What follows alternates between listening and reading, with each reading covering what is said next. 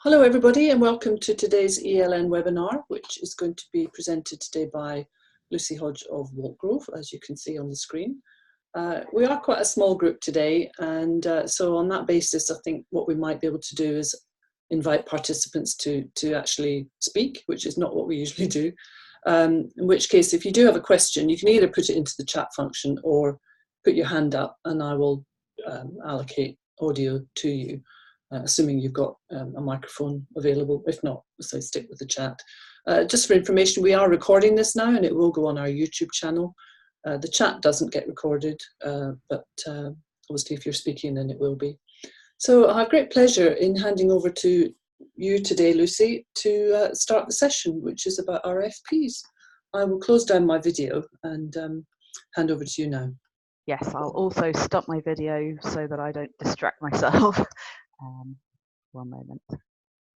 Okay, so thank you ever so much for those of you who are attending at the moment. My name is Lucy Hodge and I am a solutions consultant with Walkgrove, so I spend a lot of my time answering requests for proposal. So this is somewhat of an area of speciality for me. And one thing that you'll learn very quickly if you ever have to write a response is that there are very strong differences in quality of the request for proposal that different organisations put out. Obviously, we want to make sure that everybody is able to compare apples with apples. It is what we've chosen to go for here. So it's quite an Apple-themed PowerPoint, which I hope you will enjoy, find somewhat amusing and engaging. So this webinar will be talking about how to get really great responses to your request for proposal. Lucy, sorry to interrupt, but yep, you're still a bit close to the microphone if you would dear. Away slightly. Okay, is this better? Yeah. Every time the answer is yes, it's better, and then 5 minutes later it isn't better anymore.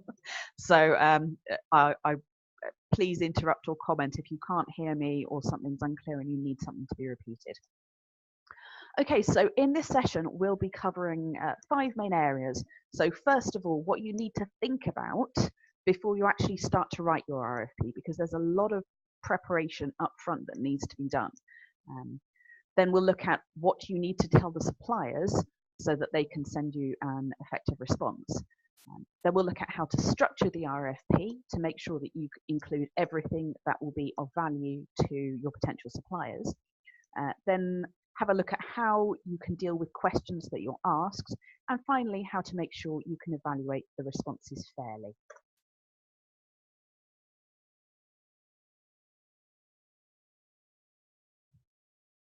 So if you want some training, there are 4 key things that you need to do beforehand. To start with, training needs analysis. So before you actually start looking for solutions, make sure that you've defined your training requirements.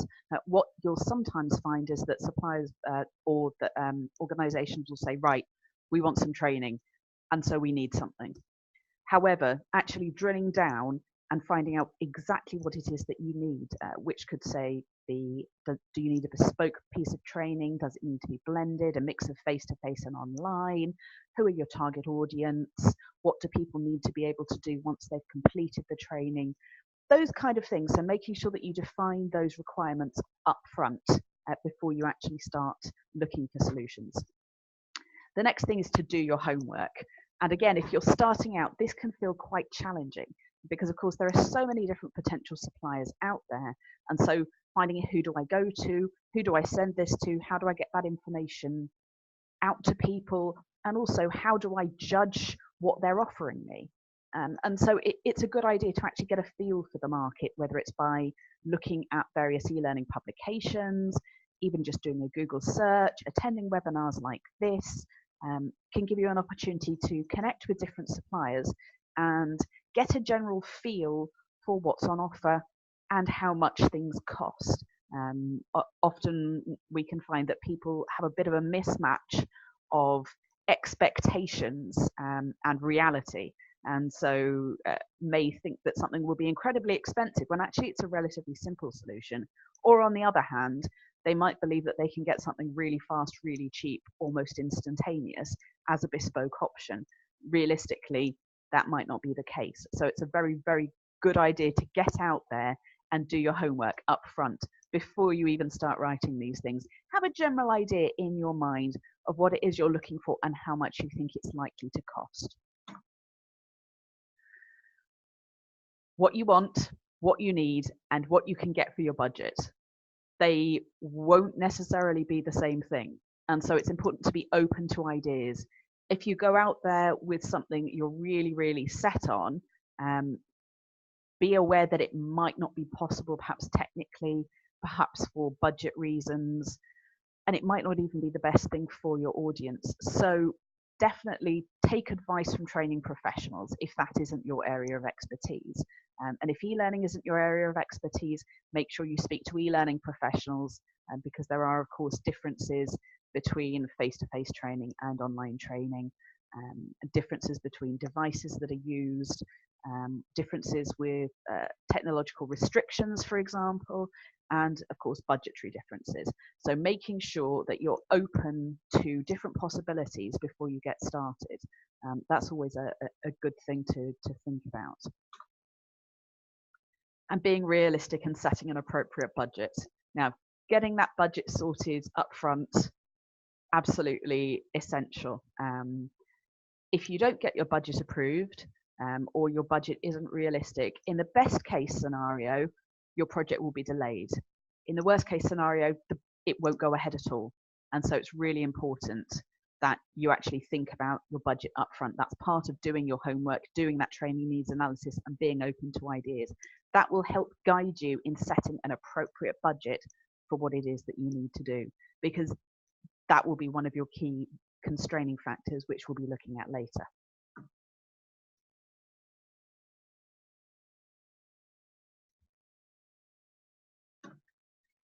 So before you start, you need to think about a few different things. The first one is, what can you do in-house and what actually needs to be outsourced? So for example, have you already scoped the project? Do you know what the duration is going to be? Do you know what the content's going to be? If you've already scoped it, that's great. However, if it's, again, not an area of expertise, then it's always a good idea to get some vendor guidance. If you don't know how long a project's going to be, that's okay. It's quite safe to ask for a per hour cost breakdown from vendors, for example. If you don't know because you haven't gathered all the information yet, or actually you want scoping to be part of the later process, then asking for a per hour cost breakdown lets you say, okay, well, if it's 1 hour, it'll cost this. If it's 2 hours, it'll cost that. 3 hours, so on and so forth. There is generally a savings benefit to be made for an economy of scale reasons for a longer project. So 1 hour and 10 hours. 10 hours won't necessarily cost 10 times what 1 hour of training will cost, because there are always things up front that need to be done.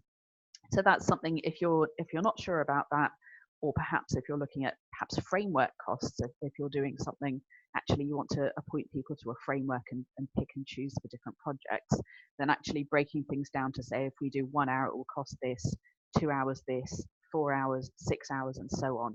Getting that cost breakdown really helps you compare solutions. So do you have any subject matter expertise in-house? Or will you actually require your potential suppliers to bring that out to you? Will you want them to do their research, or contract other subject matter experts who can provide the information that you need? That may also guide what type of solution you're looking for, whether it's a bespoke project or actually something that's more generic. And if you don't have subject matter expertise, you might decide actually it's something that other people know more about. Perhaps we'll go and select a generic project and put out a tender for that rather than a bespoke piece of work. So that's quite important as well. And finally, have you got any existing material that can be repurposed? It's incredibly valuable to you and to the suppliers. So for example, if you've got video, if you've got photo banks, if you've already got some sort of PowerPoint course, something that people can work with that actually is really useful, maybe some great infographics, things that could be incorporated in the training course. That's a really great assets to have, and they're really valuable for both you and the suppliers. So think about that. What can we repurpose? What can we save money on and save time with? And then when does the project need to finish? Again, this is something that changes a lot generally from request for a proposal stage through to project completion. Often people come in with quite short timescales, but actually they haven't necessarily got everything in place to meet those requirements. So realistically, a good rule of thumb is that 8 to 12 weeks development time for 1 hour of bespoke e-learning. That's about average, depending on the complexity, depending on the treatment level, depending on how much subject matter expertise is available. And there are all sorts of things that can really shrink that down or really extend that out. So if you're going for something that's incredibly bespoke, maybe it's got lots of 3D rendering that needs to be done, maybe it's incredibly gamified and sophisticated, you're definitely looking at the outer limits. However, if it's something that's really quite similar, really quite simple, perhaps more of a PowerPoint to screen type thing, it might take less than 8 weeks. I mean, I think that the shortest turnaround I've ever had is 2 weeks for a 1 hour course, but that was using all sorts of tricks to try and get that time down. So really cutting down the review periods, having scripting straight into a development tool, lots of things for a very, very basic course. On the other hand, it's taken a lot longer than 12 weeks for complex projects. It really depends, but 8 to 12 weeks is a good benchmark.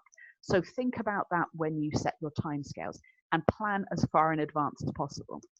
There are many, many times that we've had RFPs come in and we've spoken to them. They've got a very tight timescale. They say, we absolutely need this drop dead delivery in 2 months. Say, okay, great. And then they say, yes, we've been thinking about it for 5 years. That's one of those examples where you think, might have been a good idea to try and plan in advance rather than leave it to the last minute, particularly when it's tight. Because we'll move on to the quality triangle, which you might have heard as the project management triangle, and you might have heard as the iron triangle. So there are a few different names for this. So the idea is that quality is at the center, and there are 3 constraints. They're the cost, the timelines, and the scope. So if your cost is very, very low, that will constrain your quality.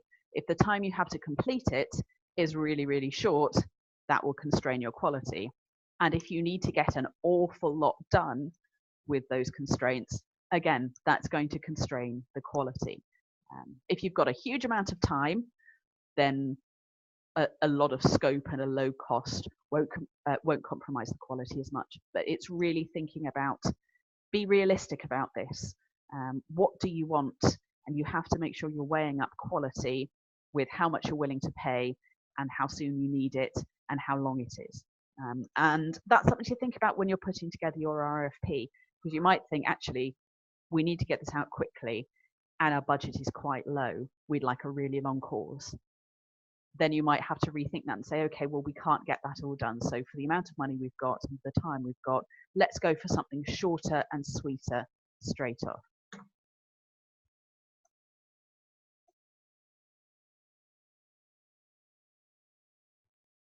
So who do you need to speak to make sure that you actually get the information that you need to put in your RFP?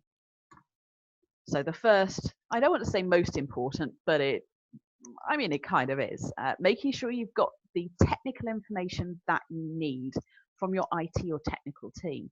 So for example, what infrastructure you're going to be running on, what kind of bandwidth do you have, what kind of target devices, do you have a learning management system, do you know what a learning management system is, do you need to procure one, is it a specialized thing, do you have a CMS? There's lots of technical information that you might well not know that you will ideally put in the RFP so that people can respond appropriately. So speaking to your IT or technical team, that's probably my number one, that I would say find out what your technical constraints are and what your technical requirements are. Now your project managers, so who actually is going to be working on the project from your side? What resource is available? Because if you're looking for bespoke training, then one of the key parts of that is actually having review periods. So making sure that you've got really great allocated resource who can review things for you, because when you're having something that's created bespoke for you, you want to make sure that everything is exactly as you want it. So development companies will build in several different review periods, and that takes time. So making sure that resource is available and finding out what times they are available is a key thing. Subject matter experts, that's something I touched on earlier. Are they going to be available during the project itself? Who are they? We'll assume you've identified who they are, and yes, you've got some. Have they been briefed? Do they understand what's needed for the project? Because quite often, again, you can get into a project, the subject matter experts have an absolutely huge amount of knowledge. They've got great experience in their field, maybe 25 years of experience, but actually what you're looking for is about a 10-minute, 15-minute introductory course. So it's important that the subject matter experts are briefed on your needs. Branding. What do you want your course to look like? How much oversight is needed from your branding team? Do you have a branding team? What kind of guidance are you able to give to people? So making sure if it's a very, very strongly branded course, or your organization has a really great brand identity, it's very likely that your branding team want quite a lot of oversight to make sure that everything is on brand. So that's somebody else to speak to. For your finance team, payment schedules, also making sure you've got your budget signed off.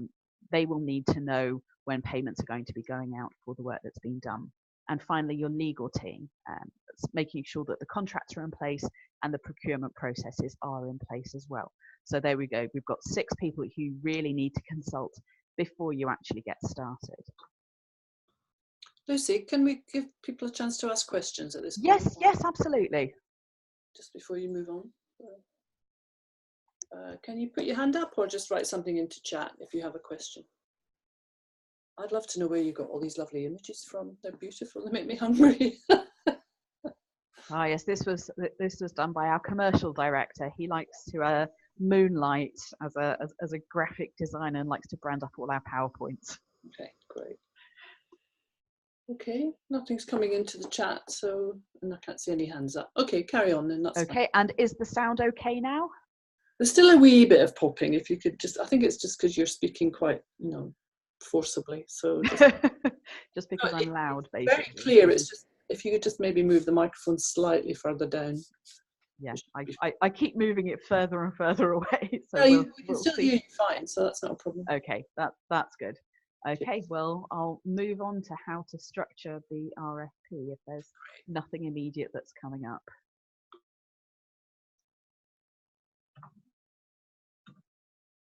Okay, so there are 3 main sections for your RFP, or I've grouped everything into 3 main sections, which are your background information, your response instructions, and your supporting resources.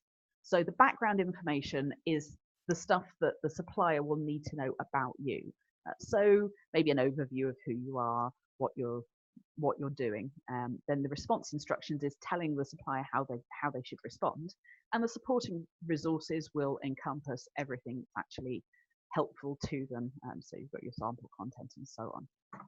So we'll have a look at what those are. But first of all, before we get into that, I'm going to bring up budget again. Now, this is something that I can't state enough, which is if you can provide your budget to suppliers, that is ideal. I know, however, it's not always possible, and so if it isn't possible, make sure that you're 100% clear on both the scope and the treatment level, i.e. the complexity of the project, if that can't be revealed. The reason for that is if people have got no idea of those requirements and no idea what your internal budget is, they're not necessarily going to be offering the right kind of solution for you. So if you, for example, got quite a small budget, but don't reveal that information to suppliers, and you don't reveal the duration, you don't reveal the treatment level, it's quite possible that you'll get really detailed responses in which the supplier offers something really, really great, really complex, and you look at that and think, well, I just can't afford it. Even though it's a fantastic response and it would be a great course, it's actually not something that will meet your needs. And on the other hand, you might have a very, very broad budget, And you might get two different solution responses, one of which is quite simple but really lovely, and something that's quite complex but really lovely with very different price tags. And again, if you have that, it makes the choice very, very difficult. You have to say, okay, well, actually, what is most important? Is it the budget? Is that our number one reason for doing this? And so making that clear up front means that you're going to get responses that are at least similar. As you'll see from the range of different toffee apples, what you want is to make sure you've got apples. They're all the same. And then you can decide what kind of toppings you want on them. Maybe you actually do just like a plain apple. You don't want any flavor on it at all. Maybe you want some sort of sparkles. You want a nice toffee flavor. You want cinnamon. There are lots of things. And by making sure that you give the budget up front, if you can, or if you can't, by making the budgetary information as clear as possible, then you can actually have that comparison and drill down and say what type of apple you like. I like a Granny Smith, for example. Somebody else might want a Golden Delicious, but it'll come down, at least they're apples. You're comparing apples with apples, not apples with frogs, apples with oranges. They are the same kind of thing. You've asked for apples, you're getting apples, then you can choose which one you want most. Another thing I'd say with budget is also to make sure, if possible, that you've already got sign-off for your budget before you start. Because again, that is something that quite often crops up and will delay a process or even shut a process down. And if you've gone through a procurement process without having that budget in place, or the budget you can get is significantly different, then, as I said before, that can either slow your process down because you'll need to get further approval, or in fact, it might shut the whole process down. And all the time and effort that you put into putting together a really great RFP, following all the steps, doing all your background research, all your homework, all that time is wasted. So wasted time and wasted money on your side, as well as those who respond to you. And I think most e-learning professionals will have experience of cases where they've gone through an RFP, they've been appointed as a supplier, they've started to have the meetings, and then it turns out no budget has been agreed. And sometimes that gets shut down. Work's been done, it's lost time, lost money on both sides. So getting that budget up front, getting that budget ratified as early as possible, and then communicating that to your potential suppliers. That's something I think that's really important. So now I've hammered that home, we'll look at what you need to include in your background. This will look quite detailed. I think I've got something like 10 points here.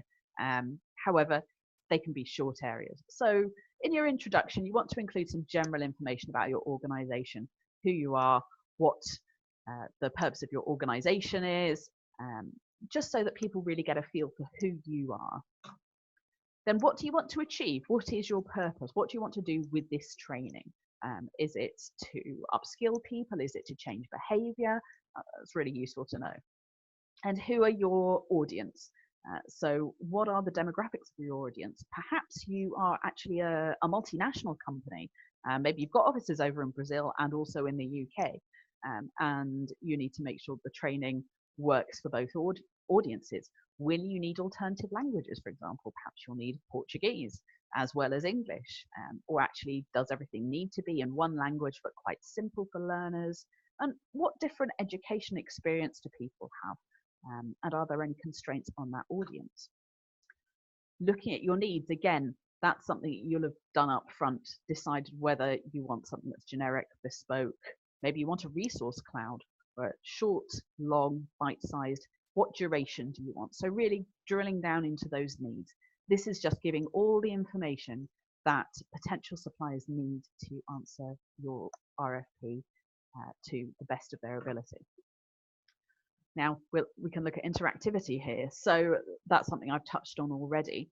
This is something that will affect the scope of your project and affect the budget. So is it something, do you want something that's really complex? Or do you think, do you know what, this is quite a simple topic and it's quite straightforward. So really we do only want something simple. On the other hand, you might need something that really has an immersive feel that's game-based or gamified. They're not quite the same. So gamified things, perhaps they've got points, perhaps there's some rankings, that kind of thing, timed events, or you could have an actual game where people's decisions make a real impact on the outcome. That can work really well when perhaps you've got some safety-based training where it's absolutely essential that people make the right decision. Do you need to look at case studies or scenarios? Again, that can add complexity to a piece of training. And when it comes to branching, that significantly increases the complexity and cost, depending on how many branches you include and where you include that branching. So again, nailing that down, giving that information gives your potential suppliers the best opportunity to get all that information through. What kind of media are you looking for? Is it something simple? Are you looking really some stock photography and maybe some simple infographics? On the other hand, are you looking at higher end production values? Are you looking for something 3D? Do you need video to be shot? Do you need some really detailed animation?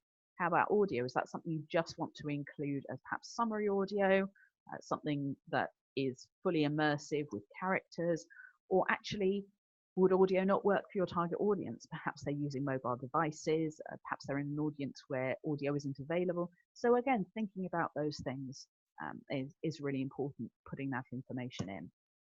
Technical specification.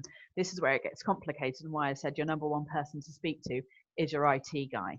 So your learning management system, if you've got one, what does it read? Does it read SCORM files? Can it run XAPI/TIMCAN?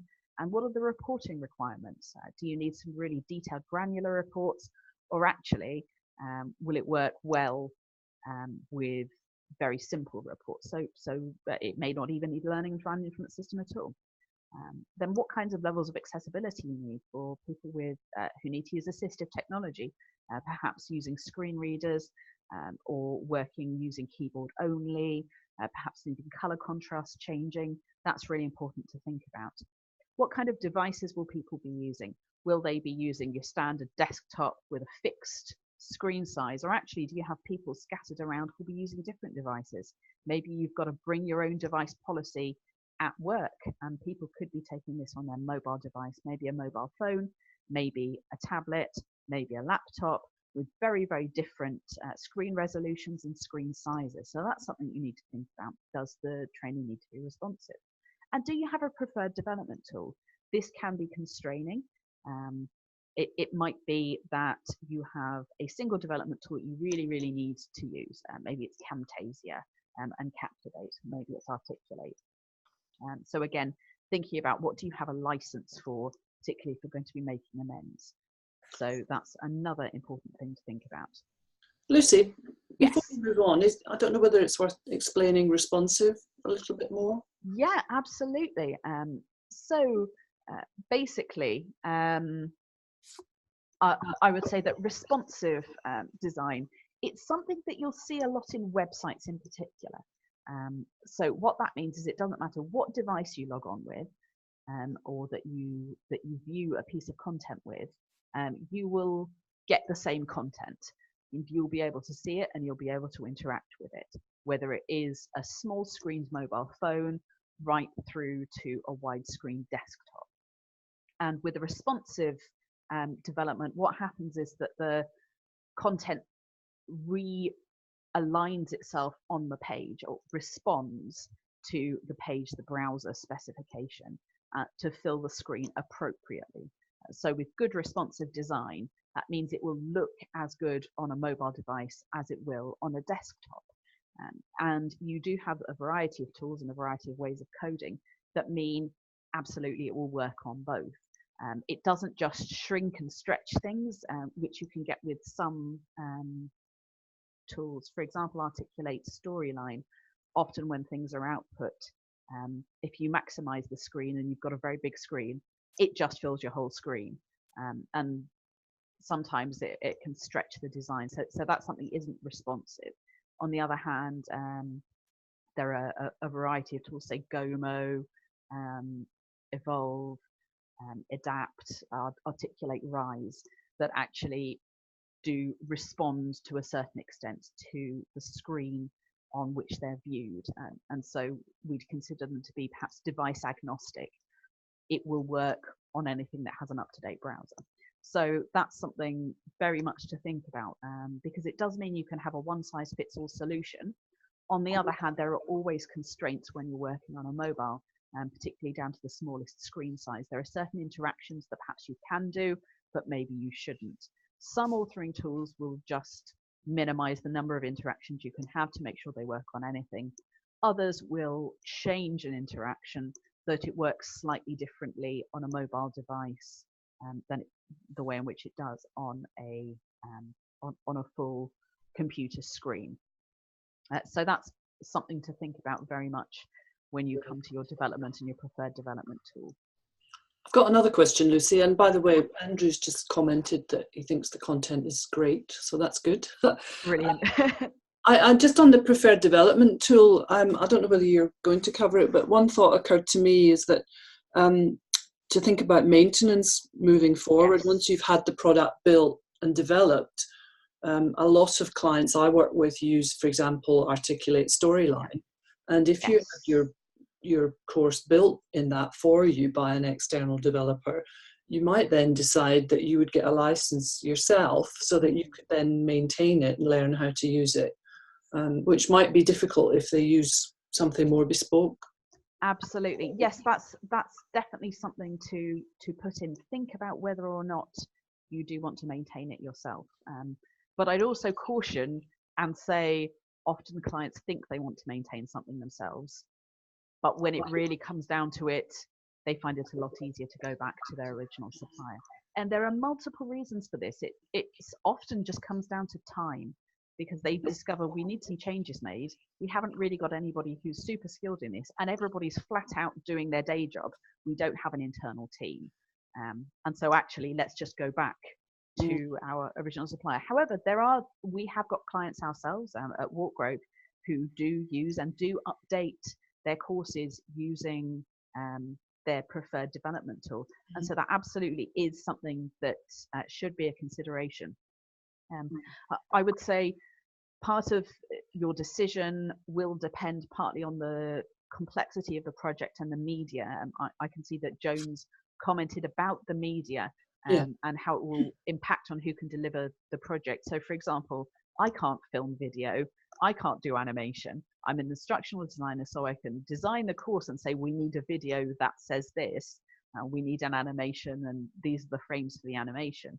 I can say, right, we need this interaction, we need this type of question, but I can't develop them myself. I'm not an illustrator, and I'm not I can barely take photographs. I'll be completely honest here.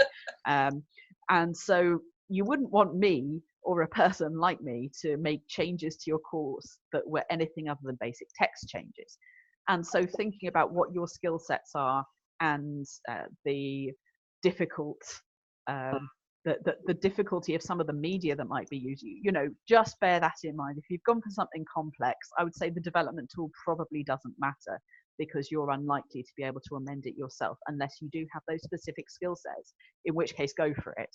However, lots of times they are quite simple. And so, yes, you can make text changes, you can switch out images, and those are things that can be done very easily with different authoring tools. Paul and Andrew have both made comments in the chat. Yes, absolutely. I've got the chat up at the moment. So yes, absolutely. Sometimes the original client has moved on. And so having something that is created in an industry standard tool, or perhaps is even created sort of bespoke HTML, can then be passed over to another developer or another supplier who can then make the amendments for you. Again, the difficulty with making people learn the authoring tool, Andrew's absolutely right here, but yes, it can be a risk. Do you build that skill internally, or do you actually outsource that? And again, thinking about the development tools is a really important part here. And again, telling the people up front in your RFP, either we do have a dedicated team in-house that can be used to update this, or we don't, we're not going to, but we'd prefer you use this authoring tool. And it means you can also think about that when you're evaluating your responses as well. What have people suggested to you? Maybe they have a real preference for using one type of authoring tool. Why is that? Is that their only option? Or do they offer you a few different options depending on your needs? So that's absolutely something to think about. I think one point I would add on the end of that is that when you are getting to the point of creating your content, try not to put in content that will date quickly. Yes. So don't talk about last year, for example. things that, or sometimes you might have a named contact as a follow-on. Yes. Yeah, And if they absolutely. leave the business, you're stuck. Whereas if you just have a generic email address, you're fine. Or policies, you know, do you want to Yeah. send people to a policy on the intranet, in which case you put in a link? Or do you actually drop the policy into the course and then suddenly somebody updates the policy and you've got to go back in and do stuff? So there's little things like that to bear. Yeah, absolutely. That are all important to bear in mind when you're thinking about updates and who's going to update. So you might, for example, want to put in your RFP, we would like a maintenance package. We would like this number of amendments to be made over a 3-year period, for example, provide us with a quote for that. So that's a really useful thing to have, and to make that decision upfront and include that information. Okay, I'm on the wrong page. Okay, and when is it required? So again, give your timelines. When do you need this solution? Which will again help your potential suppliers to cut their cloth accordingly. If they're able from this information to say, okay, it's going to be quite detailed with quite short timescales, so we now know that we can write a solution that covers off these things. So making sure you've got all that background information in really helps make sure that people are given an even playing field when it comes to information, because otherwise all that's going to happen is they're going to come back and ask you questions and say, well, okay, so when's it required? Explain more about the demographics.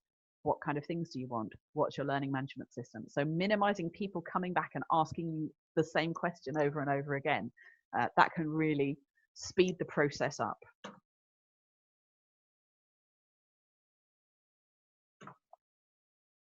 So looking at your response, there are 3 things to think about. Again, timeline, not just the timeline that we've said for when the project needs to be delivered, but actually the timelines for response and evaluation.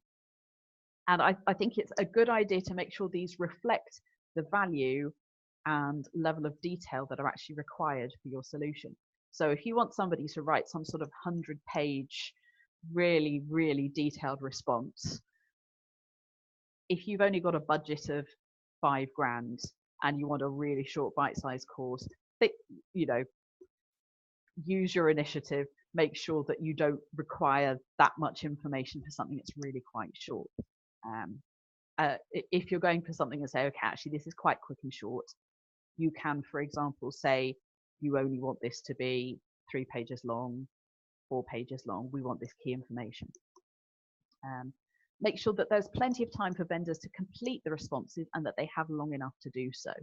So, for example, if there are some key technical questions that you didn't manage to cover off in your background, make sure that your responses don't come a day before the deadline, because people do actually need to write their responses. They might need to change their response according to the answers to your questions. They might have one solution in mind, but you reveal some really key information. If you do that at the last minute, that can be very challenging. They might need to change their pricing. They might need to change their solution or the graphics. So that's something to think about. Make sure you give people enough time to do the things that you want to get that information from. It means that you're going to give people the opportunity to write a better response and give you their best view. And that's something that benefits you. You don't want a company to be penalized because perhaps they're a very small company that are really great, but they don't have a huge number of resources. Then that's fine. Making sure that they've got enough time to actually respond, that's quite important. Not all organizations will have dedicated people who can actually respond to proposals as they come in. They'll be having to scrabble around to find resources because mostly they're focused on actually creating content. Perhaps you've even got a one-man band who does everything themselves. So making sure that you've got that level playing field, that might be the best person for the job. If you don't give them enough time to actually show that to you, then that can be quite challenging. Make sure you've got the dates and the rules for questions and answers in. Again, for receiving questions, so everybody knows we need to give that information by this point. And make sure that you actually circulate responses to everybody and make sure that's clear up front as well. So with the format, make sure that you tell people what they need to do. So either give questions to answer, headings or areas to complete, or give a general template. What that means is you'll really get very, very similarly formatted responses. everything will look quite similar, and it really means that you can actually compare like with like. So you've got 3 proposals, they're of the same length, they've answered the same questions. You know that you're really comparing one with the other. Whereas if you have something that's slightly more free-form, different organizations will respond in different ways, and that can make it slightly more challenging for you. So do you want to include a word count or a page count, or do you actually want people to be able to answer freely? That's something to think about, because also remember, you're going to have to read it. And if you've got 20 100-page responses, are you going to be able to dedicate the time that's actually needed to go through that? So by forcing a word count or a page count, it's challenging to the responder, because the number of times I thought, I've got to respond to this, they want me to write this in no more than 100 words, how can I accurately show everything that we can do?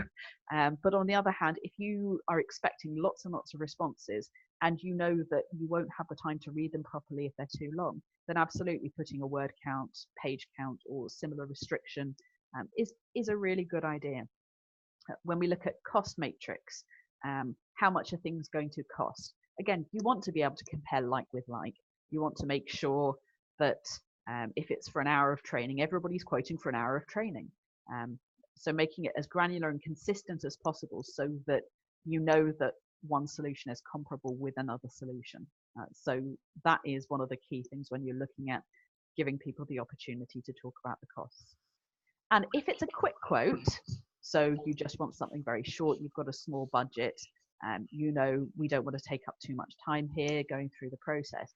You might just say, I would just like a quote for a basic level solution with this level of interaction that's this duration. Please just provide a quick quote.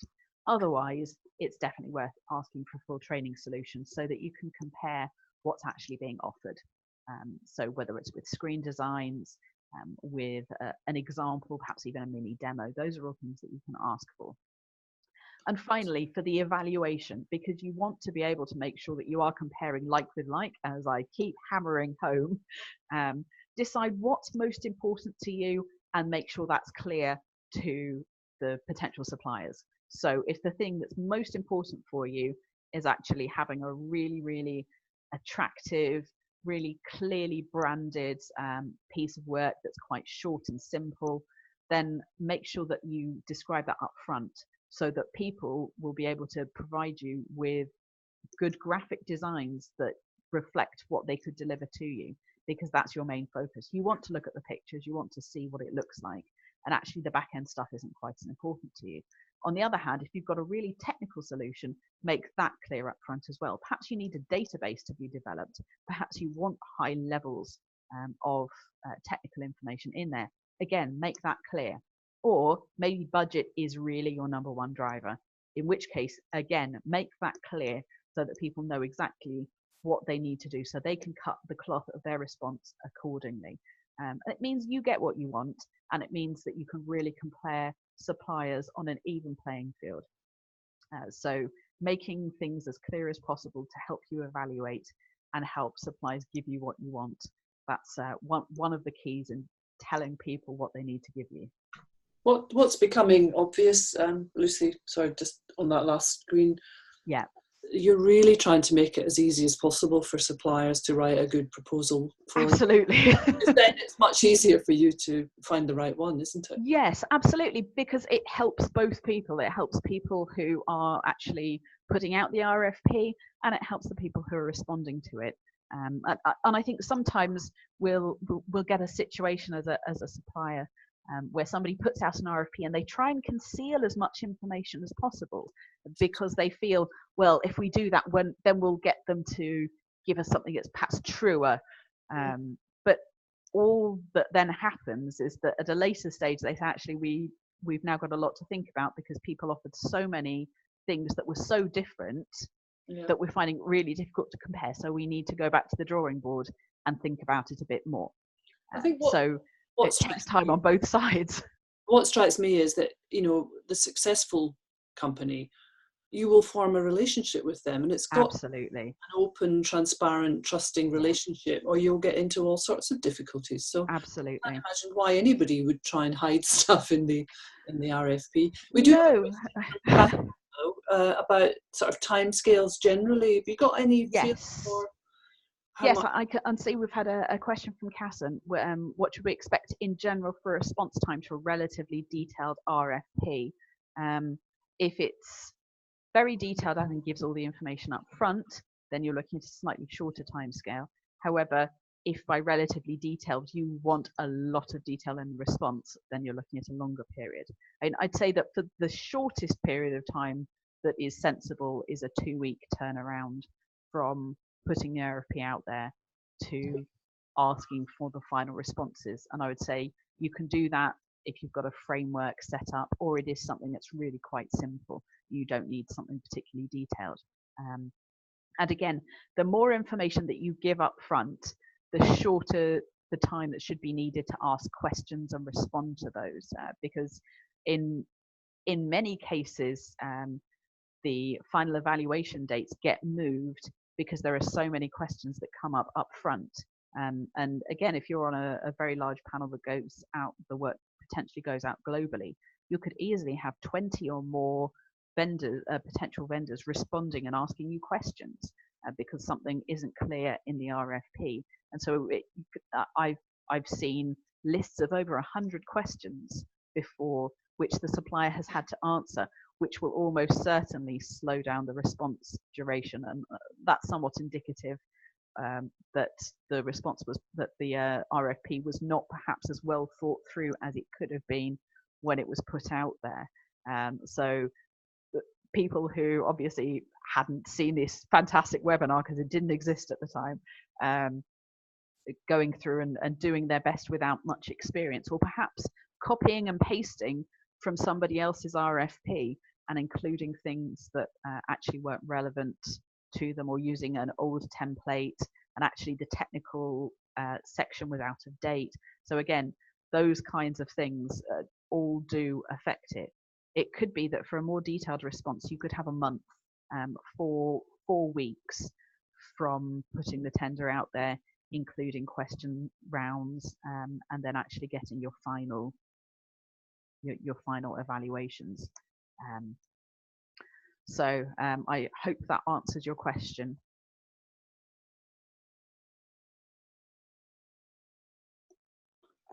Lucy, I've just opened up the first poll. It'll just run in the background while you finish off. You've got about 10 minutes left. Just okay, great. So we are coming towards the end, and I wanted to give an opportunity for some more questions as well. So there will be another opportunity to ask things at the end. So we're moving on to the final section of things to include in your RFP. 3 things here that people will ask you for, which is your sample content, if you have any, your brand guidelines, and your legal information. So with the sample content, if somebody is writing a response, it's really helpful that they can be given an idea of the topic, of the content that they'll have to work with. Giving as much access to existing material as possible is fantastic. I think lots of vendors or organizations sometimes think that e-learning companies may want to steal or otherwise use their material. They don't. They really don't. Because every company and every organization is unique.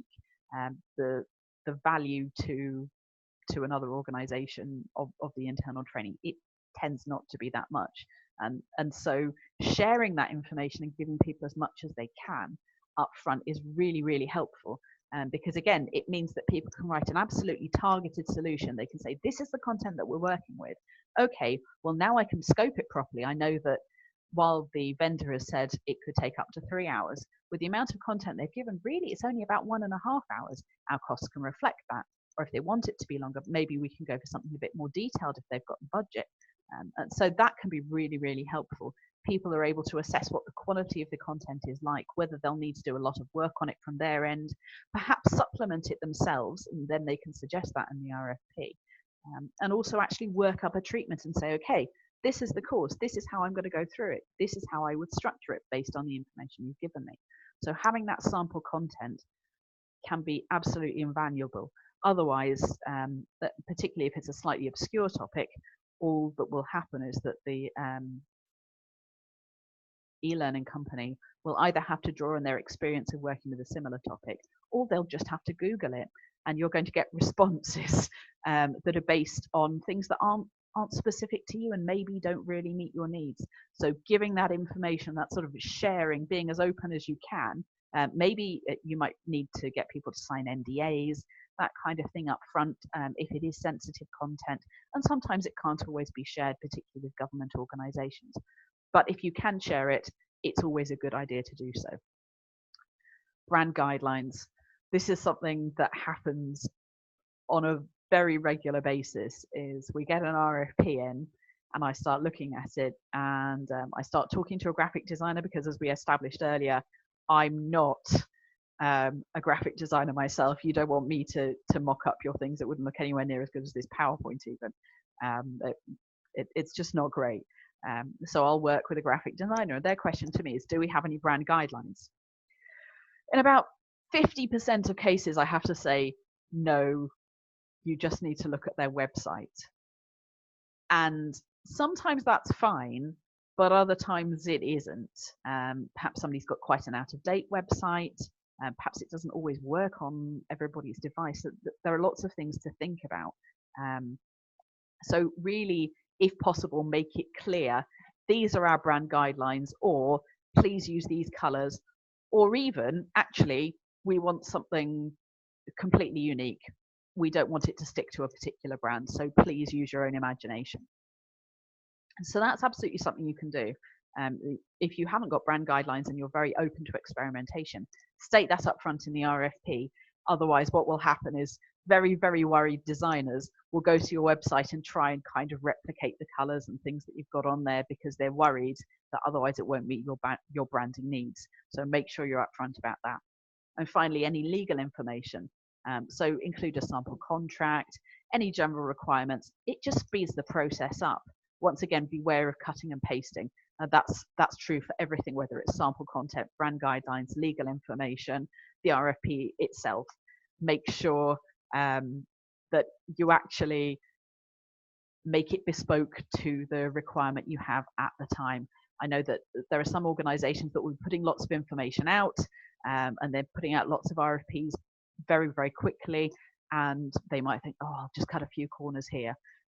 Try not to do that, because sometimes you'll just confuse vendors by including information that isn't relevant or isn't correct, and then you'll get very, very confused responses, or it will slow your process down, because you'll go through questions, find out, actually, no, that isn't what's going to happen.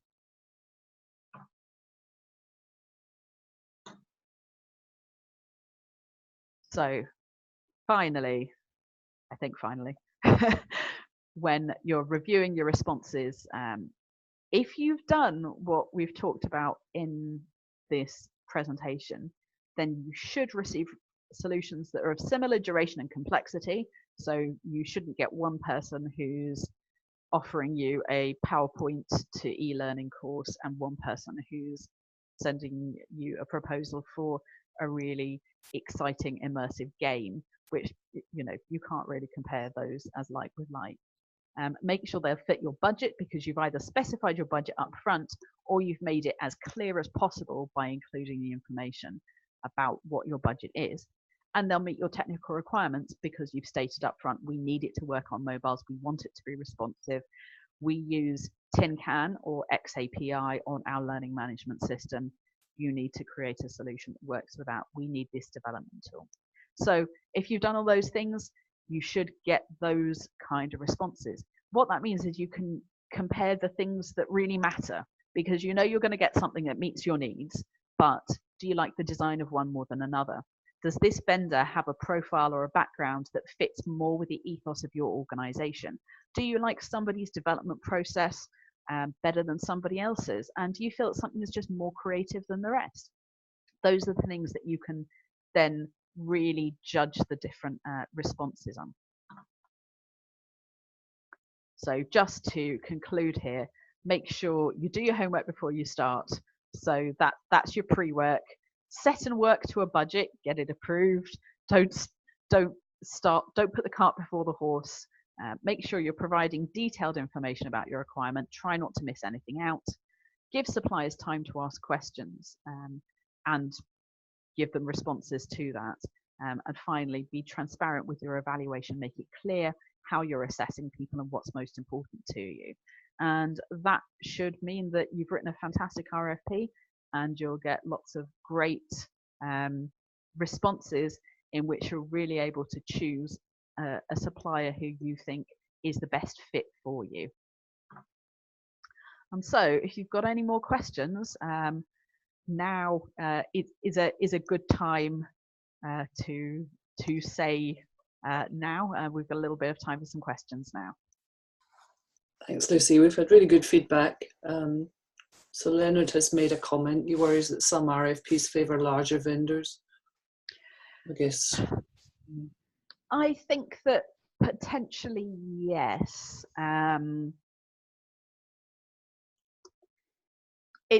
It really depends. I mean, if a company has a huge amount of experience, then likely they will be able to respond to an RFP well, because they can give examples to say, actually, yes, this works really well for this client, and this client. So in that sense, yes, they can favour larger vendors. However, I'd also say that if you're focusing on the solution, then it doesn't so much. If you're more open to solutions from people who haven't actually got such a strong track record, perhaps they're a newer supplier, perhaps they're a smaller supplier, that if you actually set out as much information as possible that you want to give and want to receive, then you can actually focus on the solution. So it might be that that small newcomer comes back with the most fantastic and creative solution that just is really eye-catching, does exactly what you want it to do, and in that sense they may well spend more time on the response than maybe a larger vendor for whom this is one of many RFPs that they're responding to, and perhaps they'll actually give you something more generic. And so I'd say it can kind of balance out, and that's one of the other reasons for making it really clear in your RFP what you're looking for. That gives an opportunity for smaller vendors to really shine. That's great. Excellent. Well, I've put some links into chat, but I wonder, would you hand back screen control and I'll just bring I will indeed. eLN website for people. So right, I've stopped sharing my screen. Here we go. So first of all, for those of you who are not members yet, and it's not that many, hang on, sorry, my toolbar is overwriting. Here we go. So we have got our own website, and that's where you can sign up for. What have I done? That's where you can sign up to become a member or to join our newsletter, and we'll get February's webinar details up there. Plus, we're also scheduling events for, things like the Learning Technologies Awards Showcase. We've also got a LinkedIn group which now has 4,600 members from all over the place, so feel free to join that. And we have a YouTube channel here, which is the one I've put again in the link in the chat, where we put all the recordings of all the webinars that we do, and these are freely available to anybody. So, and then there's one other thing, which is Twitter. We have 17.7 thousand followers on Twitter or thereabouts. So I'm quite excited that the eLN is actually attracting people from not just the UK, but around the world as well, which is great. So as I say, come back to the website and keep an eye on next events, and please do feel free to join. And once again, I'd like to thank Lucy for a great session, and thank everybody who attended, and we'll speak soon. And my doorbell's ringing, I need to go. So thanks everybody, and look out for the recording. Bye-bye. Thank you all very much.